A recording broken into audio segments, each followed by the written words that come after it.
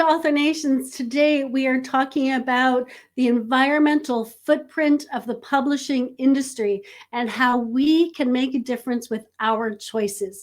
I'm your host, Melody Ann, and I'm here to guide you towards actionable insights and strategies that will help you succeed as an author while changing the world.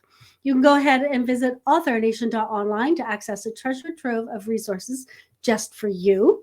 So whether you are sipping your morning coffee or winding down after a long day, settle in and let me introduce our guest. John Pabon is a sustainability author, consultant, and content creator.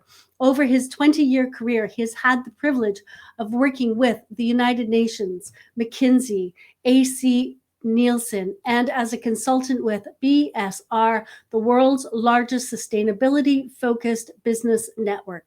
He is the founder of Fulcrum Strategic Advisors, chair of the Conference Board's Asia Sustainability Leaders Council, and advises the UN on issues of internet governance and greenwashing. John is also the author of Sustainability for the Rest of Us, Your No Bullshit 5-Point Plan for Saving the Planet, and The Great Greenwashing, How Brands, Governments, and Influencers are lying to you. Let's welcome John. Hello, John. Thank you so much for joining us today. I really appreciate it. No, thank you for having me. Looking forward to the conversation. Yes, me too. So you've spent over 2 decades in sustainability. So can you just, what inspired this journey and how did it lead to writing books?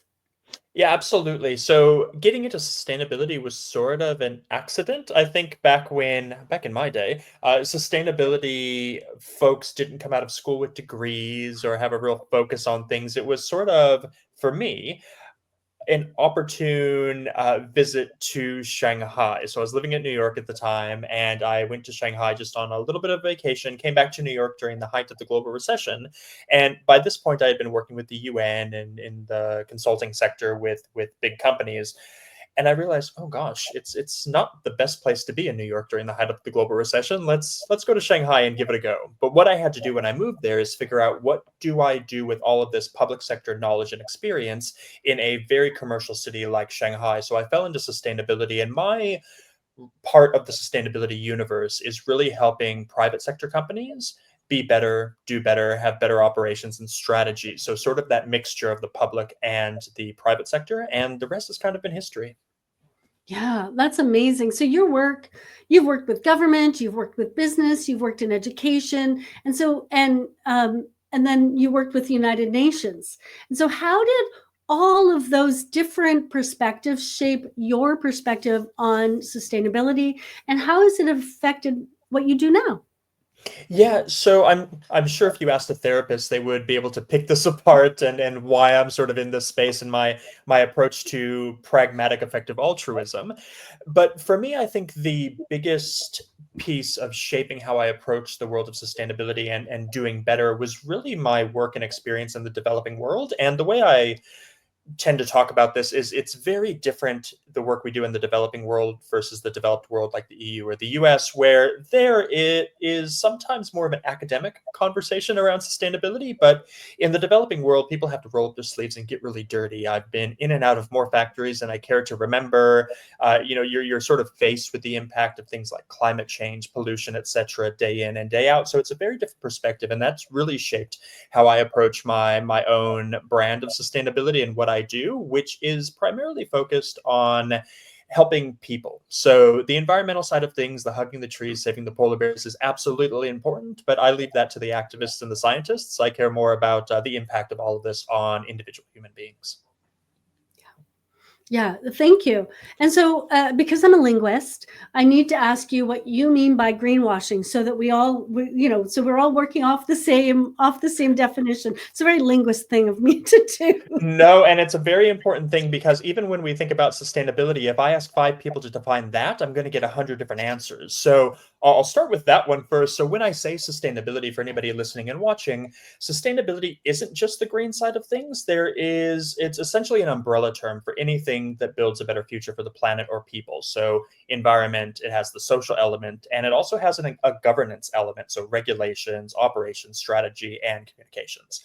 When it comes to greenwashing, so greenwashing is the practice of primarily corporations, but also individuals and governments wrapping themselves in the language of sustainability, saying they're doing good things for the people and for the planet, when the truth may not be entirely altruistic. So some of that comes across as outright lies. We're doing good things when they're actually not. Some of it is miscommunication or misinterpretation or sometimes fluffy language. It's the use of, since you're a linguist, it's the use of semiotics, which is the science of symbols to denote meaning. But all of that could be telling the truth, but 9 times out of 10, it's usually harboring something a little less altruistic under the surface. Yeah, exactly. Thank you. All right. So now we've kind of got our terms decided. I want to talk about publishing, greenwashing tactics in the publishing world. So what are the kinds of things we should be looking out for as authors trying to get our books published and whatnot? Absolutely. So one of the fortunate things is there is not a lot of greenwashing in the publishing industry, which is a great thing. It's what we want to see. That is because of sort of the size of the industry. And yes, publishing is massive, absolutely. But I don't think, especially in publishing, there's that channel or need or mechanism to be greenwashing for consumers, or certainly for authors that work with large publishing or small publishing houses. That isn't to say there aren't issues in the publishing industry, which I'm sure we'll get into in a second. But luckily, when authors go out to look for a potential publisher or an agent, or even if they publish themselves, they should not really be outwardly worried about greenwashing. They should really focus on the writing that they need to do. And we can talk absolutely about the specific things that authors should be doing to help us amplify our voices as sustainability professionals. No, I love that. That's a great topic. So in your book, the Great Greenwashing, you kind of delve into how brands and influencers mislead consumers. So are you not seeing that in the publishing industry? No, certainly not the greenwashing side of things. So the greenwashing is just that outward communication of, we're doing good, but we're really not. I I'm going to guess that eventually the publishing industry will catch up and will start to do that. I hope it doesn't, but I think just the trajectory of where business is going now, there's a lot more greenwashing post-COVID than there was before. That will start to creep into the publishing industry, certainly, but at this point, it hasn't happened, which is a great thing. Yeah. Although the publishing industry does have a large carbon footprint, right? There's deforestation, there's energy use, there's so much waste in the industry, not just of paper during production, but a lot of books, especially for self-published authors, are sold on consignment. And so a store will say, "Hey, we'll take 100 of those," or a bunch of, let's say Barnes and Noble, they have many stores. They'll say, "We'll take 100 and we'll put 5 each in so many stores." And then they don't sell. And Barnes and Noble said, "Well, they're on consignment, so we're just going to send them back." At which point the author can pay for them to be destroyed or pay for them to be shipped to them, and they can figure out what to do. So there's actually quite a lot of waste. So from your perspective, how could authors make their work more eco-friendly without, of course, because authors want to sell books. So without saying, don't sell books, how can authors make their work more eco-friendly? Yeah, absolutely. And I'll add a few statistics that I Mm. conveniently had laying around the impact of the publishing industry. I spoke at a publishing conference in London late last year, so I had these in hand. So thank you for bringing it up, because it's important people know kind of the impact of the publishing industry. People see books, they attribute it to trees and paper, and they get it. But I was pretty shocked by this. So when it comes to pulp and paper, book publishing is the third largest industrial greenhouse gas emitter in the world as a sector. So massive impact. In the US, the industry cuts down 32 million trees a year, and about a third of those are killed for the production of books that people only read once. Yeah. Tree felling makes up less than half of a book's environmental impact. The rest comes from the production. So it's not just the trees making the paper, it's also, like you mentioned, the consignment, the shipping back and forth, everything that goes in line with that as well. And globally, the production process itself emits more than 40 million metric tons of CO2, and that's on par with what Portugal emits every year. So it is a massive, massive contributor to environmental pollution.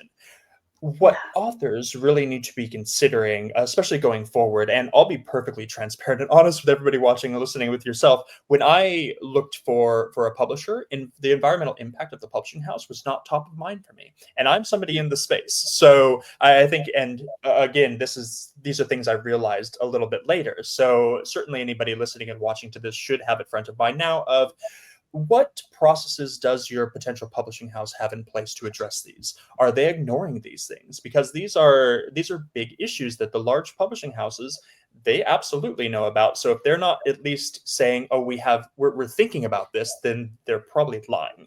So for smaller publishing houses, they may not have as big of an impact. But I think the beauty of a smaller publishing house is that they are much more nimble and they can address these things probably large or quicker than a larger publishing house can do because of that ability to shift and to pivot. So these are just simple considerations. And what I don't want to do as an author, for authors listening and watching, is to have them thinking, oh God, I have to make all these considerations and I can't focus on what I want to do, which is my writing. So I don't want people to be put off by the process. But these are things that, especially if you want to position yourself as an eco activist type of an author, if you're working in that sort of a genre, or if you just care in general, these are just small considerations amongst the many other considerations you have to take when you're looking for a publishing house, self-publishing, or a smaller publishing house as well. Yeah. Well, there are so many, without thinking about your footprint, there are already so many considerations, right? So I understand how, as especially a new author is coming to this, how it's challenging to add that to the equation, because there's already, do I self-publish, do I traditional, do I hybrid, do I community, do I kickstart, do I, so I get it. So what are the top, what are the top three considerations? So when it comes to kind of the environmental impact of what an author is doing, again, the first one top of mind for me is just to make sure whoever you're approaching, if you're going the traditional route, is, do a bit of your own research, which everybody should always do. And do they even address this stuff? Is it somewhere on the website where they at least make a nod toward it? That's part one. Part two is, what type of model are you going to go about doing? Are you self-publishing? Are you doing digital? Like you mentioned, there's so many different options. What are you actually doing, and what impact does that have? We talked about the traditional model of printing out a book, consignment, etc. That has an impact, but the digital approach also has an impact. The community-based approach has an impact too. So what type of an impact are you going to have, and are you comfortable with that impact as well? I think those are the two biggest considerations. I don't want to scare people away from publishing, especially given, like you said, everything else that we need to consider as authors, especially new authors, which I know is quite a daunting task right out of the gate. Overwhelming, exactly. Yes. Okay, so I'm so glad you brought up digital. Now, I love a good book, right? I love to hold a book. I love the tactile experience of a book. Same. And yet, yes, right, as a consumer who cares, I'm aware of the impact. And so I've been, thinking, okay, so my fiction, I do more audiobooks recently. I try to do more digital books, but I also really like to underline things. So, it's a mix. So let's talk digital. So because digital seems like this potential, or audio, they seem like these potential solutions to at least some of these issues. So what role do you think digital can play? And are there drawbacks to digital? Yeah, so anything with technology, anything that uses the internet, that has an environmental impact as well, which a lot of people is kind of out of sight, out of mind sometimes, but it uses resources like everything else does. So just going digital does not inherently mean that you are being environmentally friendly. I think the positive side of the technology sector versus maybe the publishing sector is the technology sector it knows and is openly addressing and trying to improve its environmental impact. So by being part of that movement, you can also be a little bit more comfortable that at least there's considered action happening versus the publishing industry, which is doing stuff, but maybe not nearly as much as digital. So certainly from an access perspective, digital offers so many more opportunities than maybe the written word and a published book, printed book does. So there's that opportunity. Audio offers up entirely new channels of communication. It offers accessibility as well for those that maybe can't access, a physical book in a traditional way. So there are absolutely so many positives to going down the digital route. I think the probably the most elegant model, especially for new authors, is to have a mixture of both the printed and the digital. And given platforms that exist today, luckily that makes it a little bit easier than maybe it was 10 or 15 years ago. But there are absolutely considerations for people to keep in mind when they go down the digital route. It's not the the silver bullet of being the most eco-friendly, but certainly offers a lot of opportunities for authors and for readers as well, Yeah. or Thank you. listeners, I suppose, if it's audio. Yeah. Yeah, I still call them readers, even though Yes. they're listening to. I either use the word audience or I use the word readers. Is it's the and I feel like I'm reading a book if someone's reading it to me. I'm still reading it. So this is a really interesting conversation. You can learn more about John at johnpabon.com. So that's a great place to go and get more information about what John does and about how to live a sustainable life. Although, as we know, John often works with larger organizations than just one author at a time. I want to talk about the future of publishing a little bit and what where you think we're going or where you think we should go. But I want to ask you one question before we get there. And I hope I'm not opening a can of worms, but there's always a discussion around whose responsibility is it? Is it the consumer's responsibility?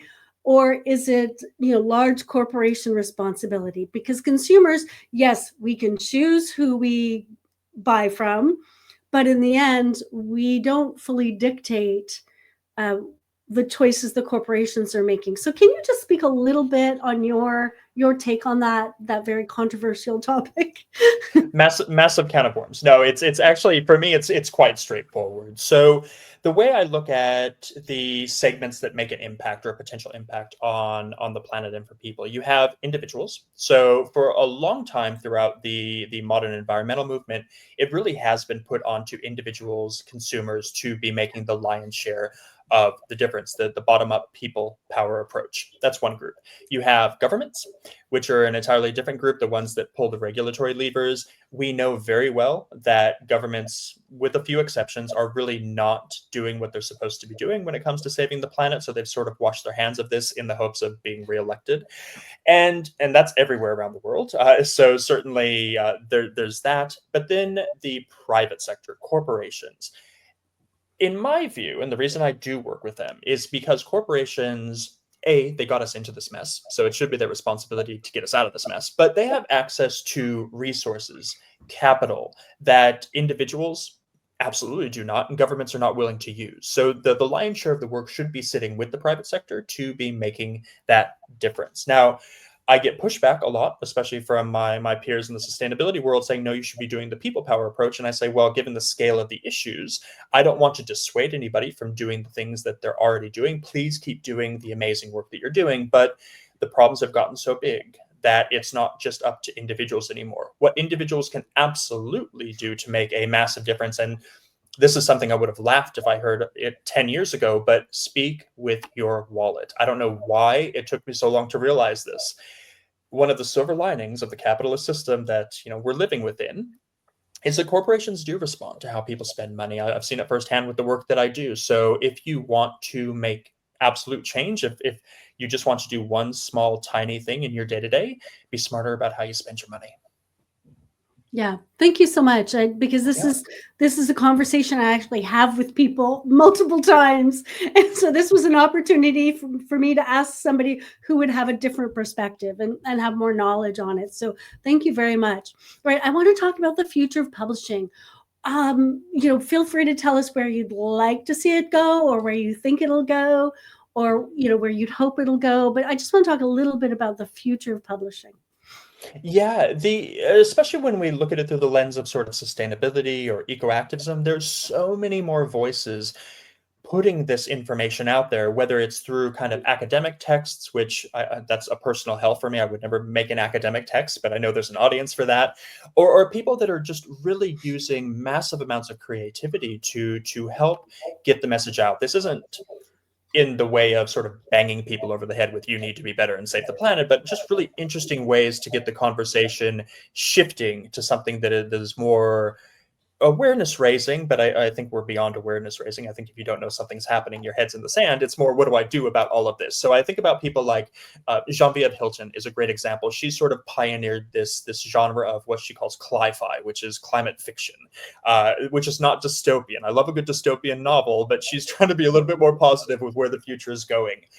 Amy Westervelt is an amazing investigative journalist that does a lot for major publications and magazines around the world, talking about sort of where we are, what we can do about it from a climate perspective, and a great person to use as a bit of a resource.